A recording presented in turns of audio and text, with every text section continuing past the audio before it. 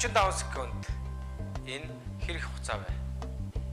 Мэргэжлийн борлуулагчид 45 секундын хугацаанд шийдвэр гаргагчдын анхаарлыг өөртөө татаж тэдний сонирхлыг олж мэдэн бүтээгдэхүүн үйлчлэгийн талаар чухал сонирхолтой мэдээлэл өгч чаддаг. Ингэснээр борлуулалтаа амжилттай хийдэг байна. Тэгвэл өнөөдөр та борлуулагчийн хувьд энэ 45 секундыг хэр амжилттай ашиглаж чадаж байна вэ? 45 секундыг зөвхөн шийдвэр гаргагчтай амжилттай холбогдож чадсан үед энэ 45 секундын үнцийг гарах боломжтой байдаг. Борлуулагч бидний хувьд захирлуудтай шийдвэр гаргагчтай холбогдох гэдэг хамгийн чухал байдаг.